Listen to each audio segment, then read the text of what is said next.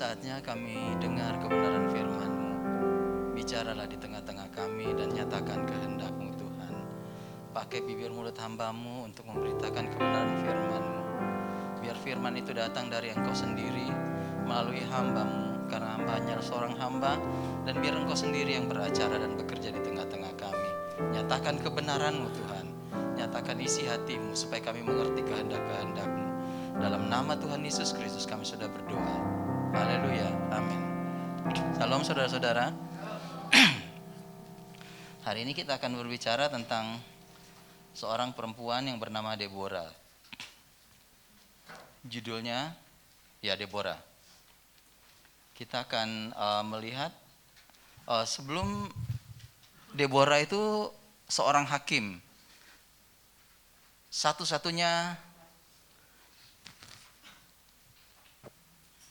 Dia seorang hakim, satu-satunya hakim di Israel yang berjenis kelamin perempuan. Dan cerita tentang Deborah itu Alkitab catat dalam Hakim-Hakim pasal yang keempat dan pasal yang kelima. Jadi cerita itu ada di Hakim-Hakim pasal yang keempat dan pasal yang kelima.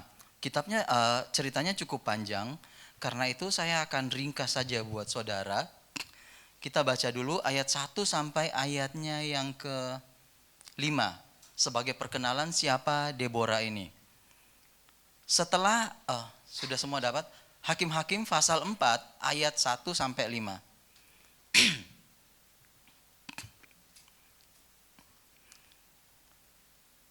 Kalau yang sudah dapat ayatnya bisa berdiri supaya saya tahu kita semua sudah dapat. Dan kita akan baca bersama-sama. Ada yang bawa Alkitab? Wow. Oke, kita berdiri semua.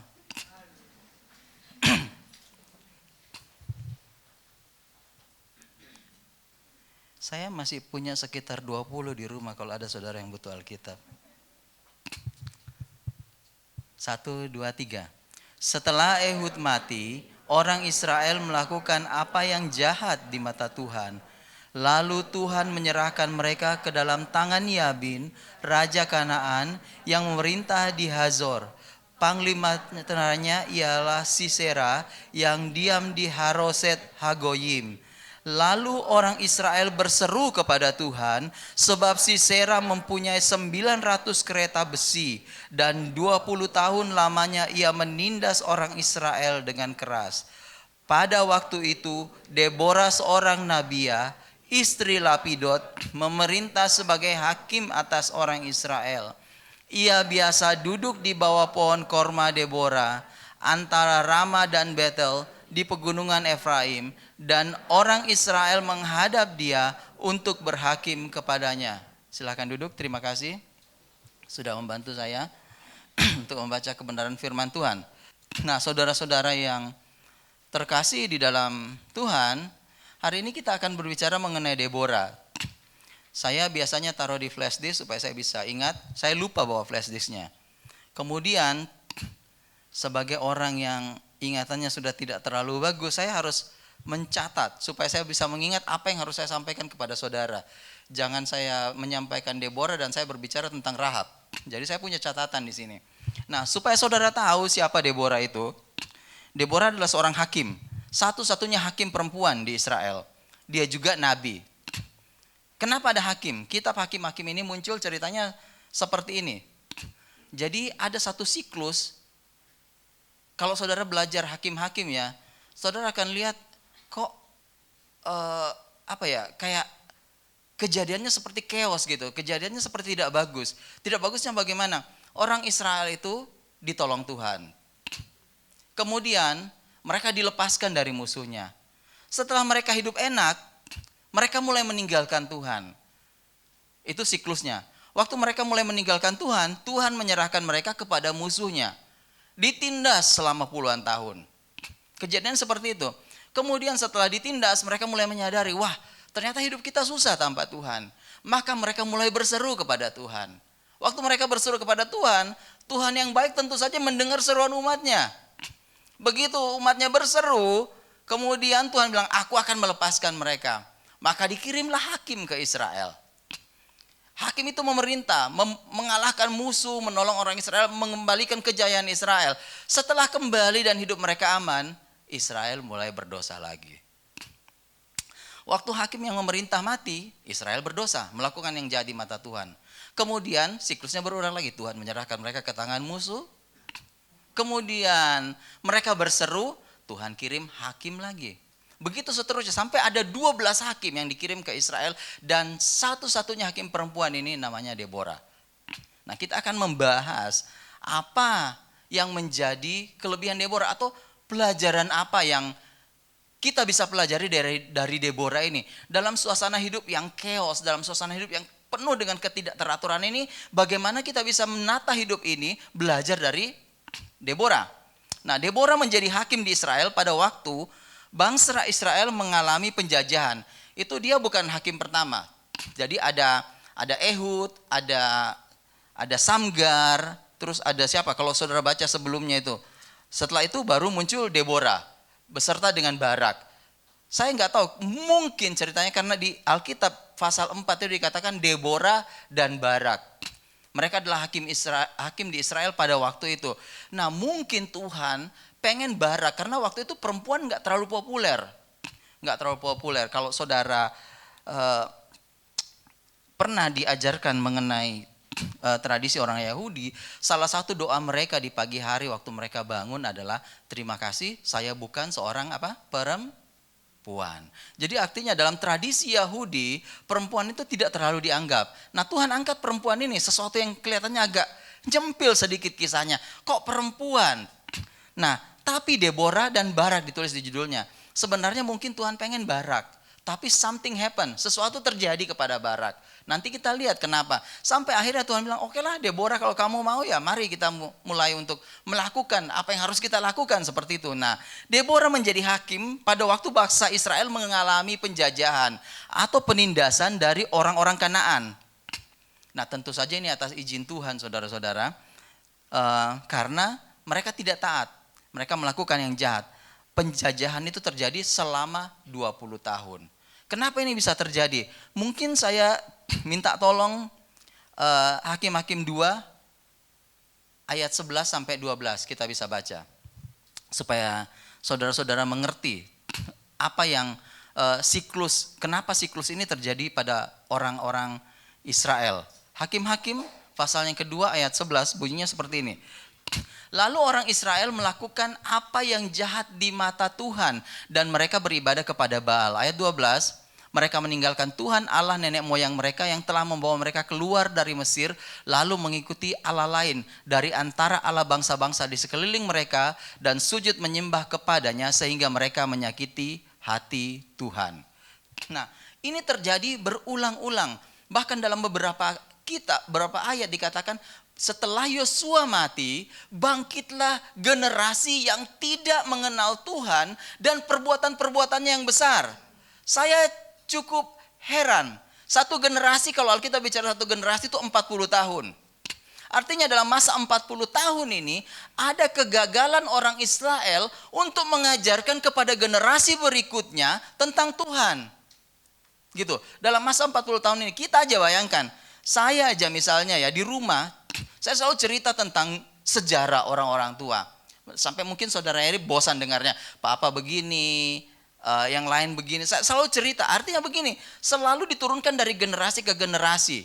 Cerita yang bagus. Cerita kebesaran tentang leluhur kita. Nah, apalagi cerita perbuatan ajaib. Itulah sebabnya Tuhan bilang, perkatakan Taurat ini siang dan malam.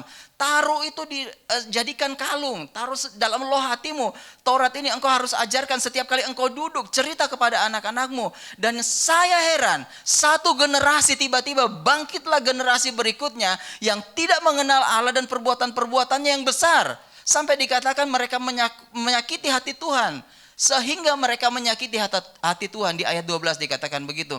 Jadi ada satu kegagalan dari orang-orang Israel atau tidak melaksanakan perintah Tuhan untuk memperkatakan firman Tuhan, memperkatakan perbuatan-perbuatan Tuhan itu siang dan malam. Sampai generasi berikutnya sudah tidak tahu apa yang terjadi pada generasi sebelumnya. Ini sesuatu hal yang mengerikan. Tapi kita tidak akan bicara di situ. Saya cuma bawa ini, cuma untuk mengingatkan kita pelajaran dari Deborah ini. Kejahatan, perbuatan yang menyakiti hati Tuhan hanya terjadi ketika satu bangsa itu tidak mengenal Tuhan dan perbuatan-perbuatan dahsyatnya yang dikerjakan dalam hidup kita. Dan kalau kita gagal menyampaikan ini, jangan heran kalau generasi di bawah kita nanti akan menjadi generasi yang tidak mengenal Tuhan dan menyakiti hati Tuhan. Sampai orang bilang, ini anak siapa? Siapa yang ajar? Enggak ada yang ajar, kita yang ajar. Jangan salahkan orang lain. Kalau anak kita kurang ajar, generasi berikutnya kurang ajar, itu artinya kita gagal untuk menerapkan prinsip-prinsip Tuhan, mengajarkan mereka tentang prinsip-prinsip itu dalam kehidupan mereka. Bayangkan cuma satu generasi pergi dan mereka mulai melakukan hal yang menyakitkan hati Tuhan. Gagal. Bahkan Amsal 22 ayat berapa ya? Amsal 22 ayat 6. Itu mengajarkan kita satu hal yang penting. Amsal 22 ayat 6 berkata begini, didiklah orang muda menurut jalan yang patut baginya. Betul ya? Betul. Berarti ingatan saya masih bagus. Didiklah orang muda menurut jalan yang patut baginya, maka pada masa tuanya pun ia tidak akan menyimpang dari jalan itu. Itu pasti. Kalau kita mengajar orang dengan jalan yang patut baginya, terserah dia mau kemana, ke jurang mana, waktu dalam masa mudanya. Tapi pada masa tuanya, ia tidak akan menyimpang dari jalan itu. Tuhan selalu punya jalan untuk mencari orang. Nah saudara-saudara yang terkasih, kegagalan membuat orang Israel menyakiti hati Tuhan. Satu hal yang perlu kita camkan pada hari ini, bahwa jangan sampai kita gagal mengajarkan generasi berikutnya. Jangan izinkan YouTube menjadi guru bagi anak-anak kita. Jangan izinkan media sosial yang tidak jelas itu menjadi pengajar bagi generasi berikutnya. Kita harus mengambil tindakan. Kita harus mengambil langkah yang tepat. Mengatakan firman Tuhan, mengajarkannya siang dan malam. Bagaimanapun tidak sukanya kita. Kita lakukan itu sebelum kita menyesal di belakang. Kehilangan satu generasi yang tidak mengenal Tuhan dan perbuatan-perbuatannya yang besar. Nah, masa-masa seperti itulah Deborah muncul tiba-tiba. Out of nowhere, Tuhan perkenalkan ada seorang nabi, hakim namanya Deborah. Penjajahan atas umat Israel karena mereka membangkang terjadi 20 tahun. Di bawah pemerintahan seorang raja Kanaan yang namanya Yabin. Tapi Yabin ini tidak terlalu terkenal. Yang terkenal adalah yang namanya Sisera. Seorang panglima yang kejam, panglimanya Yabin. Dia punya 900 kereta dan berapa ratus ribu tentara yang siap untuk berperang. Kalau kereta pada zaman itu kita boleh katakan dalam kurung teknologi termutakhir dalam perang. Itu kereta. Atau kalau kita konversikan ke zaman sekarang, boleh dikatakan Sisera ini punya senjata nuklir yang siap menghancurkan siapa saja yang melawan dia. Itu teknologi paling maju pada zaman itu. Jadi jelas saja tentara Sisera ini menakutkan. 20 tahun ditindas. Bahkan pada pasal 5, kalau saudara teliti membaca dikatakan bahwa orang Israel pun, pendatang-pendatang pun tidak berani melewati jalan raya. Mereka selalu cari jalan tikus untuk berjalan. Saking tidak amannya kehidupan orang Israel pada masa itu. Penindasan, penyiksaan terjadi di mana-mana oleh Sisera. Mereka ketakutan, mereka berseru kepada Tuhan. Dan Tuhan bilang, oke, sekali lagi saya kirim seorang hakim namanya Deborah. Dalam masa-masa seperti inilah Allah menyatakan pada Deborah bahwa sudah saatnya waktu untuk fight, waktu untuk bertarung untuk kemerdekaan orang Israel. Jadi Barak disuruh maju. Ceritanya seperti itu. Kalau saudara baca di ayatnya, Deborah bilang sama Barak, bukankah sudah dikatakan Tuhan kepadamu untuk maju? Artinya seseorang yang bernama Barak ini juga dia punya hubungan yang baik dengan Tuhan. Sampai Deborah cuma mengingatkan, hey, ingat Barak, Tuhan sudah bilang kamu harus maju berperang. Itu ringkasan ceritanya waktu muncul. Terus Barak bilang begini, Tuhan sudah bicara ke dia, saya percaya itu karena Deborah cuma mengingatkan. Tapi Barak ini, dia tidak menaruh iman yang penuh, kepercayaan yang penuh pada Tuhan. Dia bilang gini sama Deborah, kalau kau pergi berperang, saya juga ikut. Tapi kalau kamu enggak pergi, saya juga enggak pergi. Kalau saya bilang, serius. Gitu. Kalau anak kecil di rumah, cius. Cius, gitu. Bener nggak? Kamu minta seorang perempuan untuk mendampingi kamu pergi perang. Lah doa orang Israel aja rabi-rabinya, terima kasih saya bukan seorang perempuan. Lah ini dengan cara yang paling memalukan, menakutkan, kamu pergilah dengan saya juga ikut. Mungkin ya dia pikir, jangan-jangan Tuhan nggak bicara sama kamu, jangan-jangan kamu bohong. Jadi kalau saya mati, ya kamu juga ikut mati karena kamu bohong gitu. Dan Deborah bilang apa? Oke, saya pergi. Mereka pergi berperang dan Tuhan kacaukan tentara Sisera. 900 tentaranya, mereka cuma bawa 10.000 orang dari suku Naftali dan suku Sebulen, kalau nggak salah. 10.000 orang melawan hampir 100.000 pasukan dengan 900 kereta. Artinya 900 bahan peledak dengan hulu nuklir, ceritanya seperti itu. Dan mereka menang. Itulah ringkasannya. Kemudian pasal 5, Deborah menyanyi dengan sukacita. Lalu apa pelajaran yang bisa kita tarik dari sini? Oh ya, saya lupa bilang begini, karena Barak mau Deborah ikut, gak mau pergi sendiri seperti perintah Tuhan, Deborah bilang begini, oke saya ikut, tapi kehormatan tidak akan ditaruh kepada kamu, kehormatan itu akan diberikan kepada seorang perempuan. Dan betul ceritanya, Sisera melarikan diri, dia singgah di satu kemah, dan ada seorang perempuan bernama Yael, ipar dari Musa, datang ketemu dia, temuin Sisera disuruh tidur, ya licik juga, tidurlah istirahat. Nanti kalau ada musuhmu datang, Sisera bilang kasih tahu saya nggak ada di sini. Waktu Sisera tidur karena saking capeknya, panglima perang, Sisera itu panglima perang Raja Yabin yang punya kereta kuda. Waktu dia tidur, si Yael ini ambil pasak. Saudara tahu pasak untuk berkemah? Ada yang pernah berkemah? Ya ada pasak ya. Bukan pasak besi, kemah pada waktu itu kan gede-gede, jadi pasaknya juga cukup gede. Nah itu diambil dengan palu, kemudian dilantakkan, ditusuk kepalanya sampai nancap di tanah. Begitulah cara Sisera mati. Kehormatan diberikan kepada Yael sebagai seorang pembunuh Sisera. Semua hal-hal yang bagus, dia dapat kreditnya gitu loh, si Yael ini. Karena Barak gak berani untuk mengambil langkah. Gitu.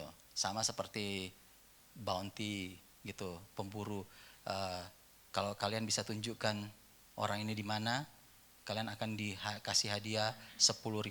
Seperti itu. Jadi semua kredit diberikan kepada Yael. Seperti yang firman Tuhan katakan. Nah sekarang kita mau lihat kira-kira apa yang kita bisa belajar dari cerita ini. Dari seorang hakim perempuan yang namanya Deborah. Kalau saya melihat seperti ini saudara-saudara, bahwa saya bukan saya mencatat seperti ini, bahwa Deborah itu orang yang loyal, orang yang setia kepada Allah, dia setia pada keluarga, dan dia setia kepada negaranya. Ada orang yang setia kepada negara, tapi tidak setia kepada Allah. Ada orang yang ekstrimnya setia kepada Allah, dan jelas-jelas Allah memerintahkan bahwa patuhlah pada pemerintah, ya dia tidak patuh pada pemerintah. Satu contoh kecil seperti ini. Waktu COVID baru merebak. Semua orang have no idea gitu, gimana dahsyatnya penyakit ini. Yang diberitahu di televisi adalah begitu kena, no hope, mati. Itu kan ceritanya awal-awal. Waktu Cina mulai kena itu, ada anak yang terpisah dari bapaknya cuma bisa lihat dari kaca. Sampai orang, saya sendiri ikut sedih melihatnya. Wah berarti kalau kena COVID ini, sudah gak ada harapan dalam hidup ini. Gitu. Dan itu terjadi di kita. Kita gak ada ide apa yang sedang terjadi gitu. Nah beberapa pendeta, beberapa hamba Tuhan mengambil langkah yang cukup ekstrim. Mereka bilang itu langkah iman. Jadi masker itu tidak diwajibkan, social distancing tidak diterapkan di gereja. Orang-orang yang berusia lanjut yang seharusnya belum boleh datang mengingat mereka rentan, dikatakan mereka boleh datang karena Tuhan itu penyembuh. That's right, itu betul, Tuhan itu penyembuh. Saya percaya itu. Tidak ada sedikit pun ketidakpercayaan saya bahwa Tuhan itu penyembuh. Tapi Tuhan juga berkata bahwa patuhilah pemerintah dan aturan-aturannya. Dan iman harus seimbang gitu. Dan saya lihat seperti itu. Jadi banyak orang mengambil langkah seperti itu, dan banyak orang yang punya langkah ekstrim seperti itu, mereka sudah nggak ada sekarang gitu. Jadi kesetiaan kita harus kita tunjukkan secara berimbang. kita setia kepada Allah, implikasinya kita harus setia pada keluarga dan kita harus setia kepada negara. Tentu saja perintah Tuhan itu di atas segala-galanya. Kalau Tuhan bilang patuhi pemerintah ya patuhi, kecuali pemerintah kita bilang begini, kalian mulai sekarang orang Kristen jangan beribadah, itu kita mulai bisa pertanyakan, kita mulai bisa melakukan sesuatu aksi. Tapi kalau cuma disuruh pakai masker, saya pikir nggak ada salahnya, gitu. Kadang-kadang masker itu salah satu yang memperindah. Gigi saya tonggos pakai masker kelihatan cakep gitu. Gitu kan, seperti itu. Jadi jangan takut pakai masker. Saya tidak sedang bicara masker, cuma saya melihat keseimbangannya. Kadang-kadang kita Kristen itu terlalu ekstrim. Nah, Deborah orang yang setia, dia loyal. Dari mana saya tahu? Karena dia sebagai hakim, dia berdiri, dia duduk di bawah satu gerbang, di bawah pohon korma, namanya korma Deborah, di ayat yang keempat di situ. Artinya itu tempat dia duduk untuk menghakimi orang Israel. Jadi saudara-saudara, Deborah ini bisa dipercaya. Deborah ini bisa dipercaya, dia setia kepada Tuhan, dia bisa dipercaya. Karena semua orang Israel waktu punya masalah datang ke Deborah untuk mencari solusi. Dan Deborah memberitahukan kepada mereka jalan-jalan Tuhan dan masalah mereka selesai. Itu fungsi hakim pada masa itu. Selain untuk membebaskan orang Israel, dia juga menghakimi orang Israel, menghakimi masalah-masalah mereka. Kalau seorang hakim tidak bisa dipercaya, saudara mau bawa kasus saudara ke hakim itu? Enggak, saya yakin tidak. Hakim yang bisa dibeli dengan uang, saya yakin saudara tidak akan membawa masalah saudara kepada dia, kecuali saudara punya uang untuk menyogok dia. Tapi kalau untuk jalan yang jujur, pasti saudara memilih hakim yang jujur. Nah, Deborah ini orang yang loyal, setia, trustworthy, bisa dipercaya. Jadi waktu Tuhan panggil kita untuk menjadi sesuatu, bukan menjadi hakim, pelajaran pertamanya, bisa dipercaya. Saudara harus bisa dipercaya dimanapun Tuhan panggil saudara. Take it serious.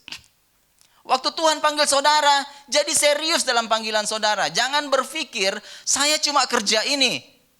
Ini enggak seperti yang misalnya saya ini hanya hamba Tuhan, pendeta. Saya tidak seperti Dokter Oli, Dokter Mia gitu. Yang sekali bergerak orang tumbang, kan Dokter Mia spesialis anestesia. Jangan terlalu dekat-dekat, tiba-tiba dia cuma gerak tangan begini kita semua pingsan. Gitu. Jadi saudara-saudara, kok saya enggak seperti dia gitu?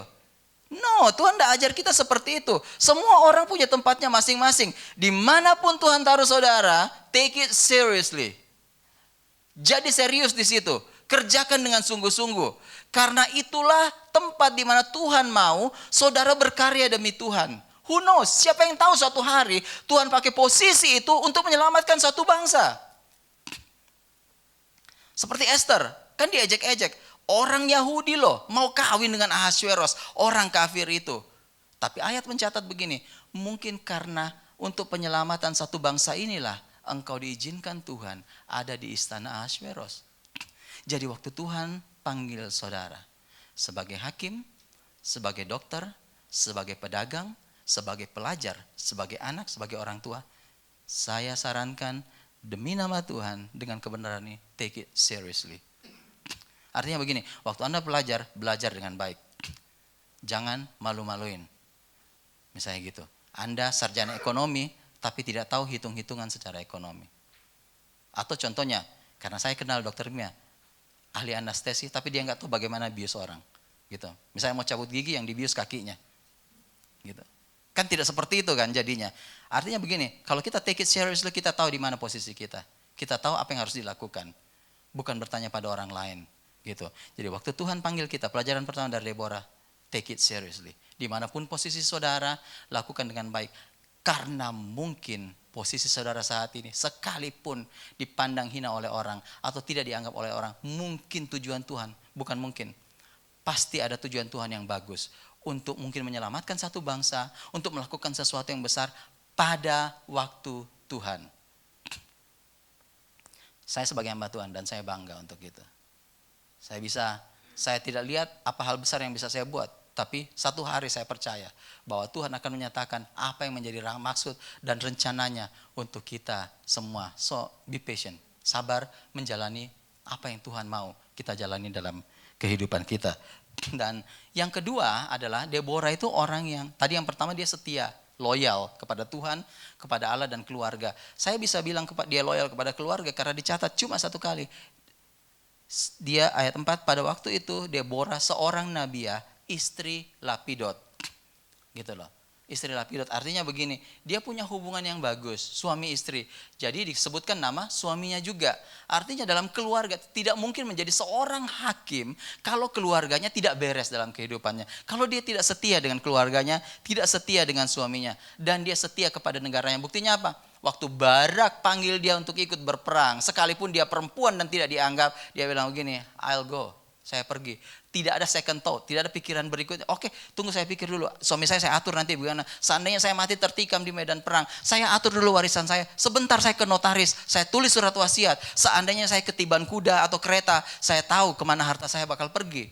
Tidak ada second thought. Dia loyal pada negaranya, dia setia. Semuanya berasal dari mana? Karena dia setia kepada Tuhan. Anda tidak mungkin loyal kepada keluarga, Anda tidak mungkin loyal kepada negara kalau Anda tidak loyal kepada Raja di atas segala raja, Tuhan di atas segala Tuhan, penyelamat hidup saudara. Jadi hal pertama yang harus saudara lakukan, stick with God, loyal kepada Tuhan, dengarkan firman-Nya. Waktu Anda kenal Dia, Anda akan stick dengan Dia karena Anda tahu Dia Raja di atas segala raja, penyelamat hidup kita. Lalu hal kedua, dia percaya total pada Allah yang dia loyal itu. Dia percaya penuh pada Allah. Karena apa? Karena dia stick dengan Tuhan, dia kenal Tuhan itu siapa, dia betul-betul percaya total. Percaya total. Saya ingat satu ilustrasi waktu itu, sudah tua sekali waktu saya masih kuliah, saya ingat ilustrasi itu sekitar 30-40 tahun yang lalu. Ada seorang yang berjalan melintasi Niagara Falls dengan tali. Jadi dia taruh tali di ujung satu, kemudian satu di saya lupa dia di Canada side atau di American side gitu kan. Niagara Falls itu tepat di perbatasan Kanada dan Amerika. Tapi pokoknya sungai itu cukup gede dan dia seberangi dengan bagus. Orang tepuk tangan. Kemudian dia panggil seorang anak, ayo kamu naik ke saya menyeberang. Tanpa ragu anak itu naik. Orang kaget, takut, tapi dia menyeberang dengan bagus. Singkat cerita, anak ini ditanyai, kok kamu bisa percaya kalau dia bisa bawa kamu dengan selamat dan dengan baik? Anak itu bilang, oh iya saya percaya. Kenapa? Dia papa saya. Saya tahu dia bisa dan tidak mungkin dia celakakan saya. Kalau saudara percaya bahwa Tuhan itu adalah Bapa saudara, saudara tahu bahwa Tuhan pasti beri yang terbaik pada saudara. Tidak mungkin mencelakakan saudara. Alkitab kan bicara begini buat kita. Bapa mana yang kalau anaknya meminta roti, kasih apa? Batu. Kalau minta yang lain dikasih ular-ular, tidak ada. Pasti Bapa kasih yang paling baik. Kalau Bapa di dunia ini yang jahat saja tahu memberikan pemberian yang terbaik buat anak-anaknya, apalagi Bapa kita di sorga. Dia pasti memberikan hal yang terindah buat kita. Yang paling kita butuhkan, dia tahu, dia mengerti gitu. Jadi percaya total pada Allah itu percaya pada caranya, bukan cara kita. Percaya pada kehendaknya. Kadang-kadang kan kita bilang saya percaya kepada Tuhan, gitu. Kita percaya pada Tuhan, tapi pakai cara saya ya, gitu. Saya percaya pada Bapa, tapi cara saya, jangan cara Bapa, gitu. Contoh yang paling sering saya bilang, saya suka mobil-mobilan. Waktu rusak mobilnya, saya bilang, Pak, rusak, bannya patah, gitu. Atau saya dibeliin senapan, saya pikir pesawat itu bisa jatuh dengan senapan mainan saya tembak, dung-dung, nggak jatuh-jatuh. Saya marah dan dia patah. Saya bilang, Pak, betulin. Bapak saya betulin, dia cari lem. Tapi untuk saya sebagai anak kecil, kok lama banget caranya betulin. Pelan-pelan, saya lihat, oh cara gini lebih cepat. Saya coba bantu dia. Hasilnya ceplak, saya diceples tangannya. Dan sakit kalau papa saya ceples. Tenaga laki-laki. Saya nangis, kenapa? Papa saya bilang, kalau kamu coba bantu papa, malah gak selesai. Karena tangan saya yang kecil ini gak tahu gitu. Malah merusak pekerjaan. Biarkan Bapak kerja. Nah kalau kita percaya, bukan dengan cara kita. Biarkan Bapak kita bekerja. Bagaimana bisa? Ya seperti Deborah. Saya percaya bahwa Deborah ini mempunyai hubungan yang intim dengan Tuhan. Sampai dia bisa menjadi hakim atas Israel. Memberikan, tahukan jalan-jalan Tuhan. Tidak ada orang yang bisa bikin seperti itu kecuali dia dekat dengan Tuhan. Anda tidak bisa memberitahukan jalan Tuhan kecuali Anda sendiri sudah dipertunjukkan jalan oleh Tuhan. Tidak bisa. Anda tidak bisa bilang jalan ke Malang itu lewat sini, jalan ke GBI Hope itu lewat sini, kalau Anda belum pernah ke sini, Anda belum pernah mengalami jalan itu. Tidak mungkin. Anda akan terobos rumah-rumah sampai di sini. Dan Anda akan terhalang tembok. Anda akan mengalami kecewaan. Jadi, percaya total pada Tuhan. Hasil dari hubungan yang intim dengan Tuhan, setia dan loyal pada Tuhan. Jadi saudara-saudara, ada banyak cara Tuhan menunjukkan kepada kita. Tapi caranya Tuhan. Kalau kita percaya pada Tuhan, kehendaknya yang itulah sebabnya dikatakan, biar kehendakmu jadi di bumi seperti di sorga. Itu artinya kita menyerahkan diri. Gitu. Ada masanya kita bertindak, ada masanya. Tapi ada masanya kita harus mengerti kapan kita berhenti dan membiarkan tangan Tuhan itu bertindak untuk kita. Karena waktu tangan Tuhan bertindak, dia tidak pernah salah. Tidak seperti kita. Tidak ada kesalahan sedikit pun waktu Tuhan melakukan hal-hal yang ajaib dan besar di dalam kehidupan kita. Nah, yang ketiga. Dan ini poin yang terakhir yang saya mau beri. Yang pertama tadi saya catat dia setia dan loyal, terus dia percaya total pada Tuhan. Dan yang ketiga, saya percaya dia adalah seorang pahlawan doa. Dia adalah seorang pahlawan doa. Karena tidak ada orang yang bisa menghakimi orang Israel yang bebal hatinya dan menunjukkan jalan Tuhan kalau dia tidak dekat dengan Tuhan. Sebagai hakim, Deborah pasti berkomunikasi dengan Tuhan. Untuk menjadi seorang hakim, Anda harus belajar di fakultas hukum. Ilmu-ilmunya dari profesor-profesor, guru-guru yang sudah lebih dahulu yang menetapkan itu buat saudara. Nah, Deborah tahu dari mana? Dia tahu dari sang pembuat hukum itu sendiri. Sehingga dia bisa memberitahukan jalan-jalan itu kepada orang Israel. Dia dengar suara Tuhan dan itu betul. Sampai dia bilang begini sama Barak. Kalau saudara tidak percaya, di ayat 6. Pasal 4 ayat 6 hakim-hakim tadi. Pasal 4 ayat 6. Dan ia menyuruh memanggil Barak bin Abinoam dari Kades di daerah Naftali lalu berkata kepadanya, bukankah Tuhan Allah Israel memerintahkan demikian? Jadi ini konfirmasi, bukan dia yang suruh. Dari mana dia tahu? Pasti dari hubungannya yang dekat dengan Tuhan. Bukankah Tuhan Allah Israel memerintahkan demikian? Majulah dan bergeraklah menuju Gunung Tabor. Jadi dia ingatkan Barak, hei Barak, Tuhan sudah perintah sama kamu. Barak ini berarti bukan orang sembarang saudara-saudara. Dia juga bisa dengar suara Tuhan. Dia dekat dengan Tuhan. Dia duduk di kaki Tuhan. Sampai dia bisa dengar suara Tuhan yang memerintahkan kepada dia untuk pergi ke Gunung Tabor. Sama dengan Deborah. Cuma bedanya apa? Deborah punya iman yang kuat. Kepercayaan yang kuat yang sudah kita bahas tadi. Kepada Allah, kita sudah bahas di poin pertama dan poin kedua. Hasil dari doanya dia punya iman, kepercayaan yang kuat kepada Tuhan. Sehingga perbedaannya dari Barak. Barak waktu terima perintah itu dia dilanda dengan ketakutan. Bagaimana kalau saya mati? Perhitungannya mulai jalan. Kita cuma 10.000 orang lawan 100.000 orang. Belum terhitung 900 kereta besi yang akan melumat kita. Saudara tahu kalau kereta besi di rodanya itu dipasang kayak pedang gitu. Sehingga kalau dia lewat di sampingnya orang akan tercincang-cincang. Seperti itu. Orang yang naik di kereta besi susah untuk dilawan. Karena dia ada perisai-perisai besi. Dengan cuman lubang kecil. Untuk saudara bisa tembus. Harus seorang yang ahli untuk memanah, untuk bisa menjatuhkan. Itu pun kalau tidak kena perisai besinya dia yang dia pakai. Artinya teknologi termutakhir pada saat itu. Barak berpikir, bagaimana mungkin saya bisa mengalahkan pasukan dari Sisera yang seperti ini. Imannya mulai jatuh, perhitungannya mulai jalan. Loyalitasnya dan kepercayaannya kepada Allah mulai luntur. Tidak seperti dengan perempuan yang bernama Deborah ini. Kedekatannya dengan Tuhan membuat dia berkata begini, tidak berpikir panjang. Kalau kamu pergi, saya pergi. Dan Deborah bilang, oke. Sekalipun dalam hatinya cius, seperti itu tadi. Serius, kamu minta seperti itu, perempuan loh. Ya. Dan Deborah pergi dengan Barak. Singkat cerita, mereka maju berperang, itu cuma formalitas. Karena dikatakan begini, Tuhan sudah menyerahkan orang-orang Kanaan ke dalam tanganmu. Artinya sebenarnya Tuhan sudah tahu peperangannya modelnya bagaimana. Kamu cuma show up. Munculkan dirimu, tunjukkan dirimu. Dan sejarah mencatat di sini di Alkitab yang dibaca tadi, pasal 4 dan seterusnya sampai habis. Tuhan mengacaukan tentara orang Sisera. Mengacaukan di hadapan Barak. Sehingga mereka lari satu dengan yang lain. Dan semua tentara itu dibunuh oleh pasukan Israel yang cuma 10.000 orang. Tidak satu pun yang tersisa. Rajanya bisa, panglimanya bisa melarikan diri. Tapi pada akhirnya dia mati di tangan Yael. Jadi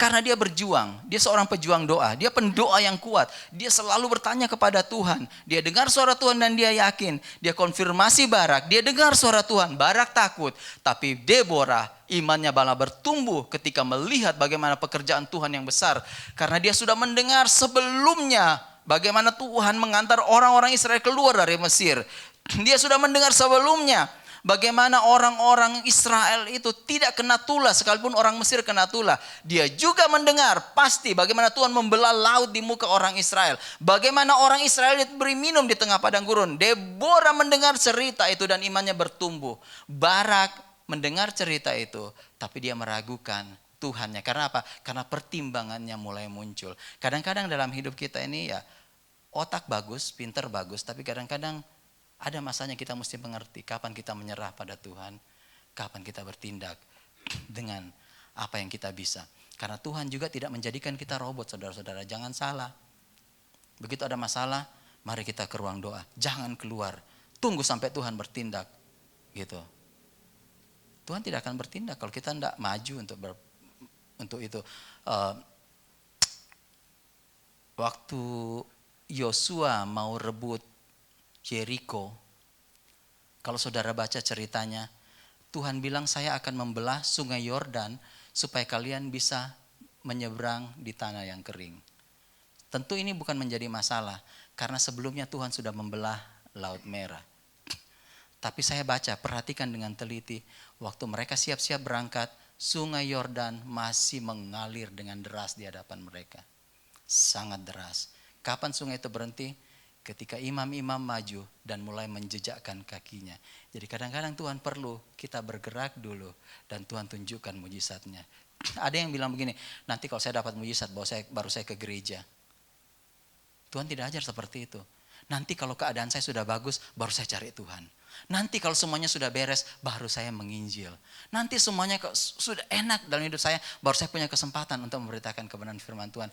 Tuhan mau kadang-kadang kita jalan dulu.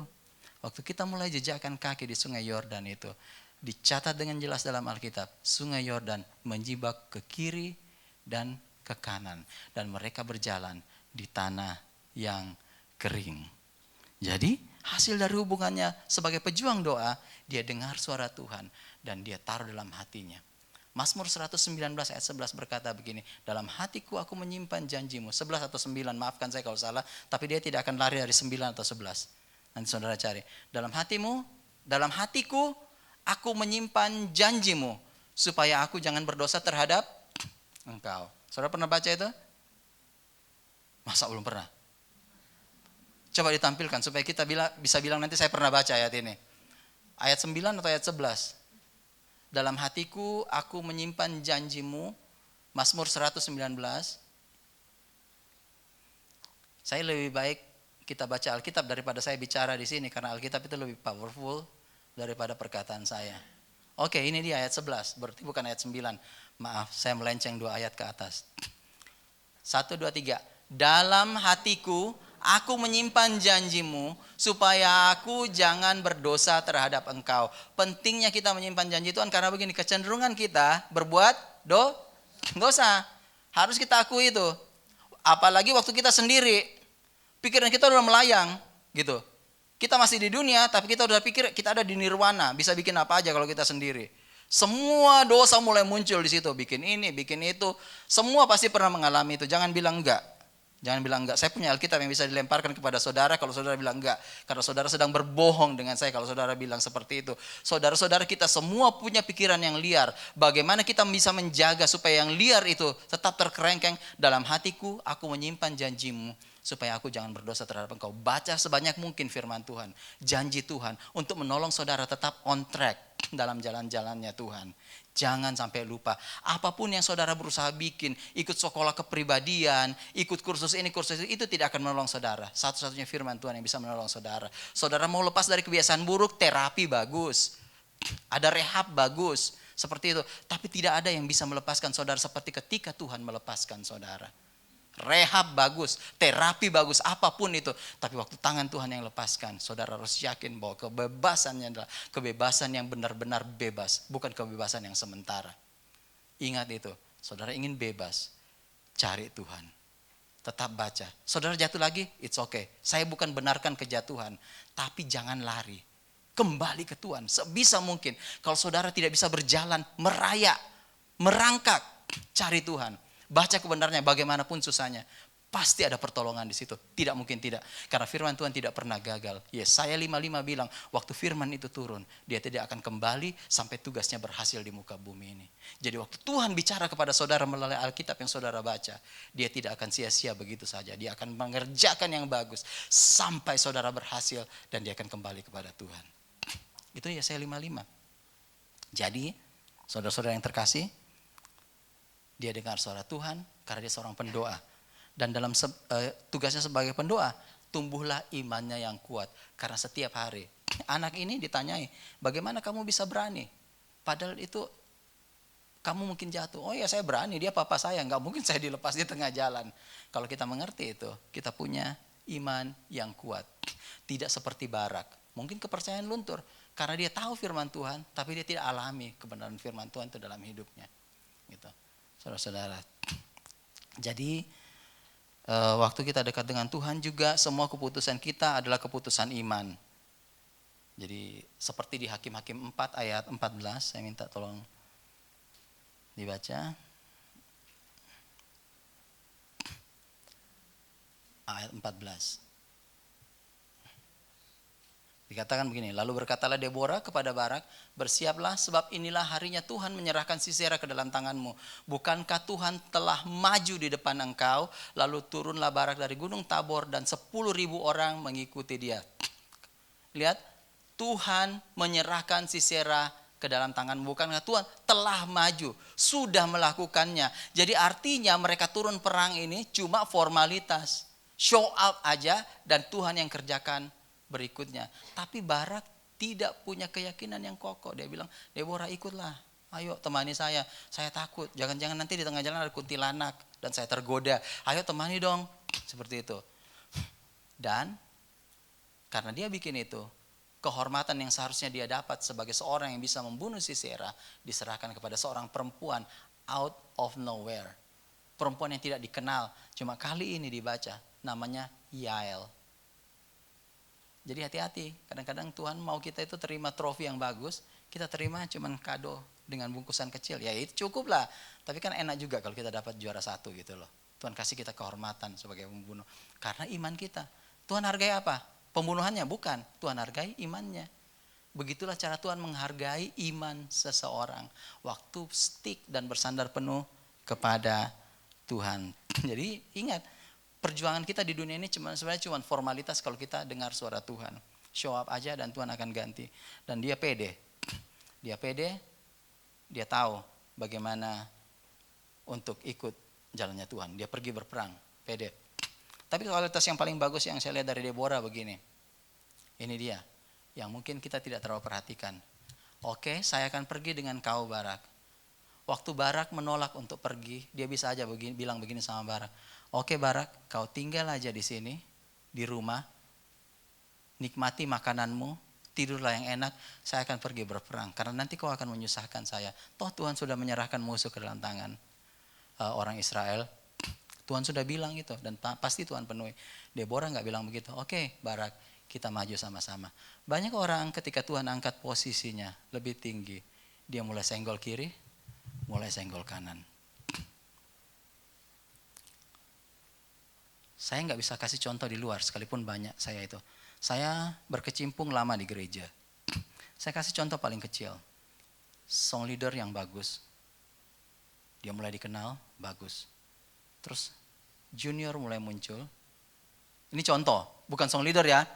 Jangan, saya tidak sedang menuduh kalian.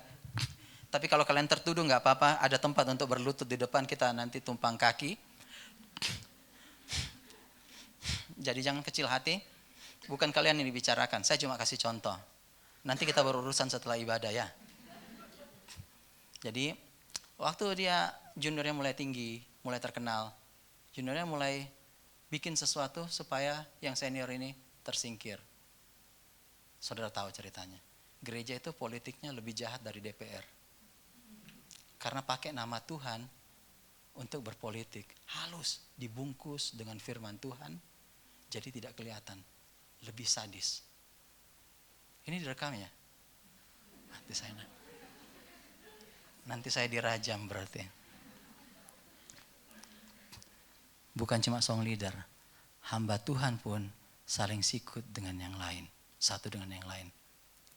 Saya punya satu contoh, waktu seorang diberikan fasilitas oleh gereja untuk tinggal. Anak muda ini baru selesai sekolah Alkitab, dan dia lihat, wah enak sekali tempat itu.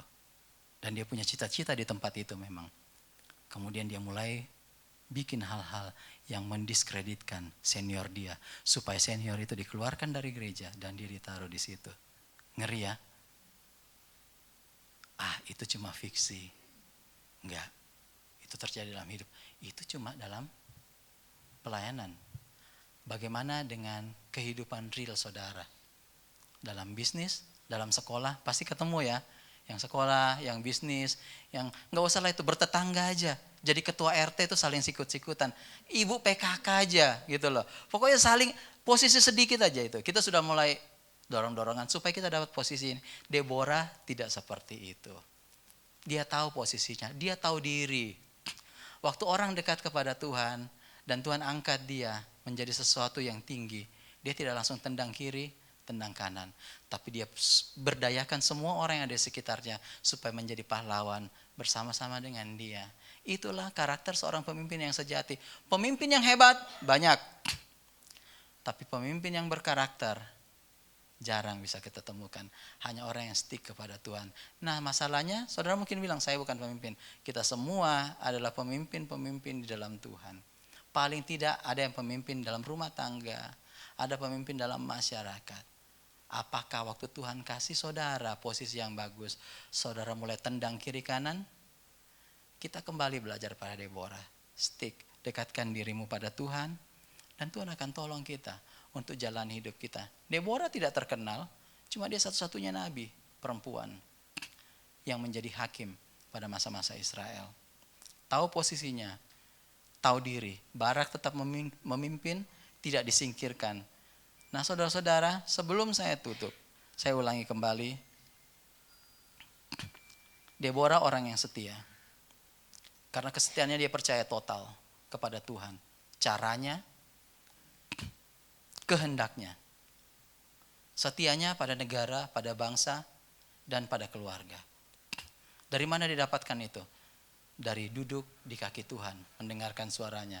Dan hasil dari duduk di kaki Tuhan, apa yang terjadi tadi? Kita sudah baca bahwa dia mendengar suara Tuhan dengan jelas. Dan dia mengimaninya.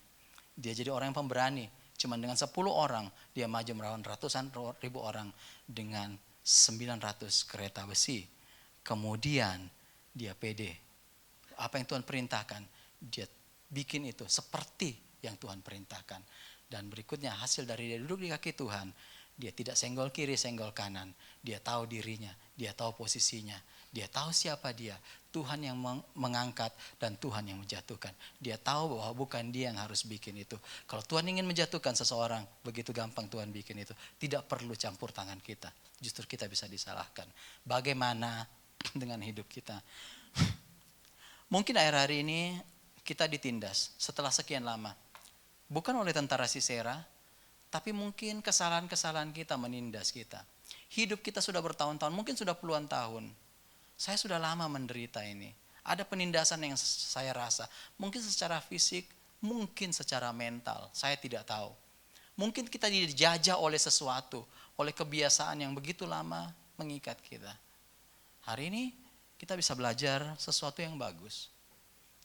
Ayo coba kita jadi Orang seperti Deborah.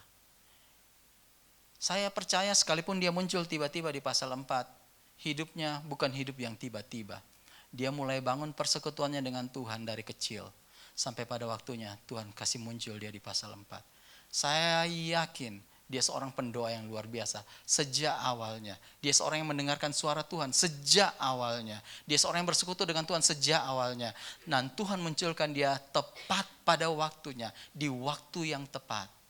Ku kan melihat, Ia jadikan semua seperti itu. Waktu yang tepat, tidak pernah terlambat. Dari hasil yang lama, tidak ada pahlawan yang instan dalam Alkitab, tidak ada.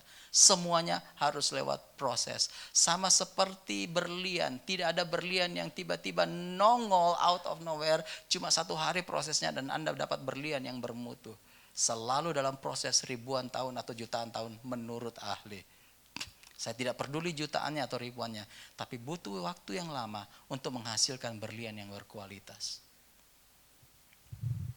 Tuhan bisa saja ubah hati kita dalam sekejap. Jadi orang yang berkualitas, tapi karakter kita butuh waktu yang lama. Saudara pikir, apakah ada orang di dunia ini yang melihat begitu banyak mujizat sebanyak orang Israel? Tidak ada. Orang Israel paling banyak lihat mujizat. Mereka lihat bagaimana tulah anak-anak Mesir mati, anak-anak mereka tidak. Mereka lihat bagaimana laut merah dibelah, bagaimana karang memberikan air minum buat mereka, bagaimana burung puyuh dikirim, bagaimana mereka makan mana, bagaimana 40 tahun mereka tidak ganti sepatu, tidak ganti baju. Pernah pikir? Enggak. Alkitab berkata begini, sepatumu tidak usang dan bajumu tidak rusak. 40 tahun. Tapi kemana mereka? Mereka memberontak melawan Tuhan. Banyak dari mereka yang tidak masuk ke tanah perjanjian. Setelah begitu banyak melihat mujizat. Jadi jangan patokan pada mujizatnya. Mendekatlah ke Tuhan. Mujizat pergi. Iman saudara pergi. Tapi waktu saudara dekat dengan Tuhan, stick dengan Tuhan. Saya ingat Pendeta Edi pernah bilang begini, berbuah itu bukan kita yang pengen kan? Tuhan yang pengen kita berbuah. Waktu Tuhan, kita dicangkokkan ke Tuhan. Saya masih ingat khotbah itu. Ranting itu gak perlu ngeden. Berbuah. Gak perlu. Apa yang ranting itu bikin? Stick aja. Buah keluar dengan sendirinya asal kita stick. Minum nutrisi, makan nutrisi yang dari Tuhan. Kita akan berbuah, pasti. Kok tiba-tiba dia berubah? Dia jadi lembut, dia jadi baik. Karena stick ke Tuhan. Kita gak perlu ngeden, Tuhan mau berubah. Saya mau berubah. Kita mau puasa, harus berubah. Kita tidak berubah karena kita gak stick ke Tuhan. Itulah cara yang paling baik. Deborah keluar menjadi hakim. Saya percaya melalui satu proses. Barak seharusnya menerima kehormatan itu. Tapi Barak pengecut. Prosesnya belum selesai. Deborah tampil seperti berlian yang bagus. Dan saya percaya kita sedang disiapkan untuk menjadi berlian yang indah di hadapan Tuhan. Amin. Kita berdoa. Ya Tuhan. Mari kita renungkan. Saya bicara panjang saudara, tapi apa gunanya kalau saudara tidak taruh firman ini di hati saudara. Mazmur 119 dengan jelas berkata, di dalam hatiku aku menyimpan janjimu supaya aku jangan berdosa terhadap engkau. Itu satu-satunya cara. Saudara pikir saya sudah sempurna dalam itu? Saya bergumul dengan banyak hal. Saya kadang bertanya, Tuhan kok saya tetap berdosa? Tapi saya tidak putus asa. Saya simpan firman itu di hati saya. Hari ini saya mulai lagi. Kalau saya jatuh hari ini, besok saya mulai lagi. Begitu saya jatuh, saya mulai lagi. Saya nggak mau putus asa sampai saya rasa Tuhan tendang pantat saya, baru saya berhenti. Artinya saya sudah tidak diterima. Tetapi selagi pintu kemurahan masih terbuka, yuk kita masih ada waktu untuk berubah. Waktu Tuhan bicara soal waktu, selalu ada kairos, ada kronos. Kronos itu pagi masih ada, besok masih ada pagi.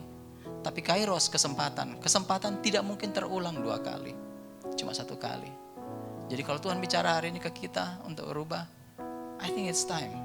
Ini waktunya untuk kita berubah seperti Deborah. Jangan terlalu main-main. Dunia ini gak lama lagi binasa, saya percaya.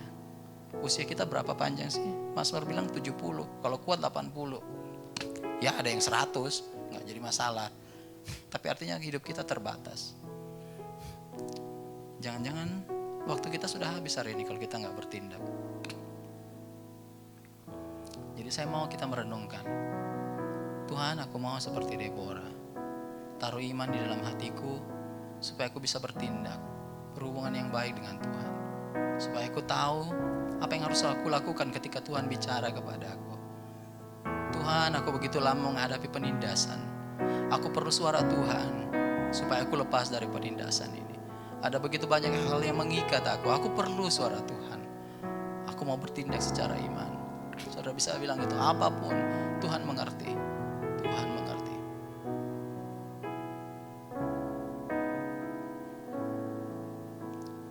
Allah mengerti. Allah peduli segala persoalan yang kita hadapi. Tak akan pernah dibiarkannya ku bergumul sendiri, sebab Allah kita bangkit berdiri sekali lagi. Allah mengerti, Allah peduli. Allah mengerti, Allah peduli segala persoalan yang kita hadapi.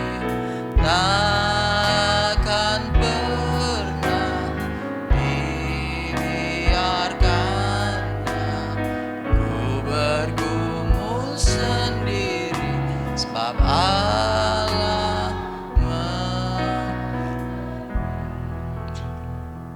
Sudah selesai hamba-Mu Tuhan, tapi kami percaya Engkau terus kerja, Engkau terus bicara, Engkau terus terjemahkan firman-Mu di dalam hati kami. Kami berdoa supaya sungguh-sungguh tertanam dalam hati kami, berbuah menjadi pohon yang besar, berbuah banyak demi kemuliaan Tuhan. Biar firman-Mu ini menjadi hidup dalam hati kami semua. Dalam nama Tuhan Yesus Kristus kami sudah berdoa. Amin. Allah mengerti dan saya serahkan pada petugas. Allah mengerti, Allah peduli segala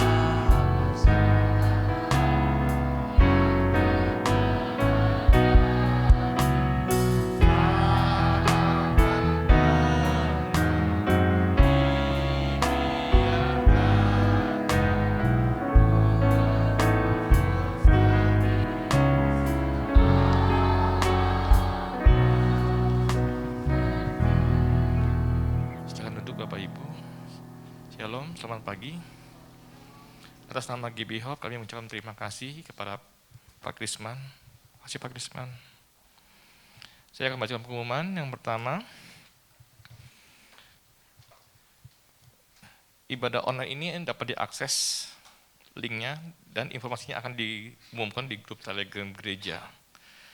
Bagi saudara yang ingin memberikan persembahan, bisa melakukannya setelah ibadah ini selesai dengan cara memasukkan amplop persembahan ke kotak persembahan yang ada di belakang. Untuk membangun keintiman dengan Tuhan, gereja mengajak jemaat untuk menyembah Tuhan di rumah masing-masing setiap jam 8 malam. Saudara bisa mengajak seluruh anggota keluarga untuk terlibat dalam penyembahan tersebut. Berikutnya, doa malam diadakan setiap hari Rabu jam 7 malam dan diharapkan hadir 15 menit sebelumnya. Itu aja, mari kita bangkit berdiri kembali. Kita akan menutup ibadah dengan doa penutup. Segala puji syukur Tuhan kami naikkan di hadapan-Mu. Terima kasih. Kalau kami masih boleh beribadah, memuji, menyembah Engkau di tempat ini Tuhan. Terima kasih. Terlebih-lebih Tuhan, Kau telah membentangkan isi hati-Mu di hati kami. Beri hati kami hati yang lembut Tuhan, untuk mau menaati apa yang Kau mau kami perbuat Tuhan dalam hidup kami. Kami bersyukur Tuhan untuk hamba-Mu Pak Krisman yang telah menyampaikan isi hati-Mu Tuhan. Pakai beliau lebih lagi Tuhan, dimanapun Pak Krisman Kau tempatkan Tuhan, biar nama Tuhan ditinggikan, dipermuliakan dalam hidupnya Tuhan. Berkati kesehatannya, pekerjaannya Tuhan, apapun yang beliau kerjakan, dijadikan Pak Wisman berhasil Tuhan. Terima kasih Bapa, kami berdoa untuk gembala kami. Kami minta hati hamba, hati gembala yang terus-menerus menuntun kami untuk lebih mengasihi Engkau Tuhan. Berkati istri dan anak-anaknya Bapa. Kami juga bersyukur untuk pelayan-pelayan-Mu waktu PL, pemain musik, guru-guru sekolah minggu yang terlibat Tuhan. Beri kami hati yang lebih murni lagi Tuhan, untuk melayani Engkau. Biar nama-Mu ditinggikan Tuhan. Terima kasih Kau juga berkati Tuhan seluruh jemaat pun tempat ini Tuhan. Kau berkati keluarga lepas keluarga, pekerjaan studi mereka Tuhan. Kau berkati, jadikan mereka berhasil Tuhan dalam nama-Mu Tuhan. Terima kasih kami juga bawa bangsa kami ke dalam tangan-Mu.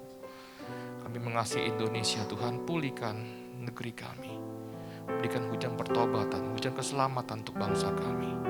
Kami memberkati pemimpin kami Pak Jokowi Tuhan.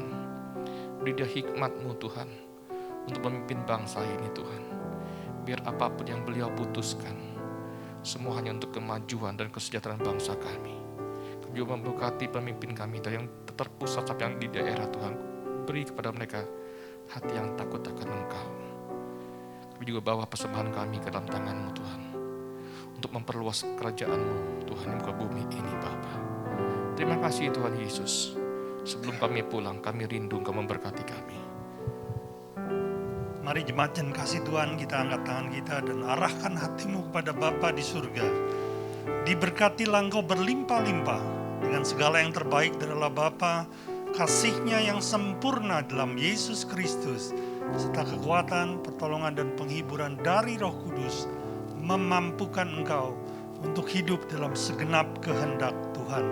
Kita yang sudah menerima semuanya itu, sama-sama kita katakan, amin. Tuhan Yesus memberkati.